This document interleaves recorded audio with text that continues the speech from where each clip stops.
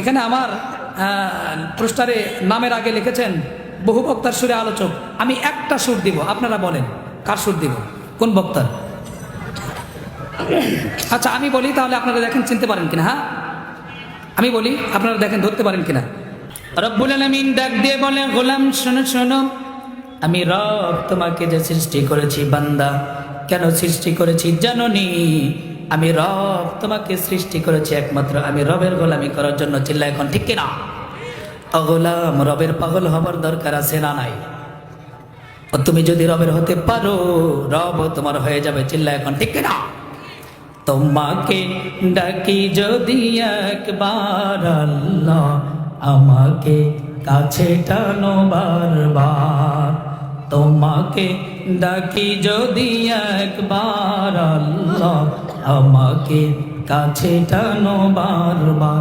যদি পথ ভুলে যাই, যদি পথ ভুলে যাই, আমাকে দিও ঠাই, দিও দিশা, এইটুকু আবদার আল্লাহ, আমাকে কাছে টানো বারবার। আমাদের মাঝে আপনারা দেখেছেন আমাদের মাওলানা হাফেজ মাওলানা রহমতুল্লাহ আজাদি আমাদের মাঝে উপস্থিত হয়েছে। সকলে আলহামদুলিল্লাহ। আলহামদুলিল্লাহ, ওস্তাদ এসেছে। আসলে ওনাকে সামনে রেখে আলোচনা করাটাও ঠিক হবে না। এরপরে উনি বলেছেন যে একটু চালাও, মানে খাবার খাইতে বসলে তো আবার হাত ধোয়া লাগে। কথা বলেন ঠিক কিনা? শেষ করা তো লাগবে। তো যাই হোক, মা বাবার খেদমত শেষ পর্যন্ত কিভাবে করব?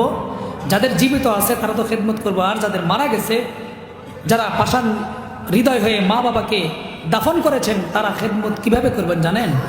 এভাবে খেদমত করুন, 5 ওয়াক্ত নামাজ পড়বেন, মার জন্য দোয়া করবেন, মা বাবার খেদমত করা হবে। আল্লাহু আকবার বলেন। শুক্রবারের দিন, জুমার দিন ফজরের নামাজের পরে মার কবরে যাবেন, বাবার কবরে যাবেন, সূরা ইখলাস পড়বেন 3 বার, দরুদ শরীফ কয়েকবার পড়বেন, নিজে নিজে মার জন্য বাবার জন্য দোয়া করবেন।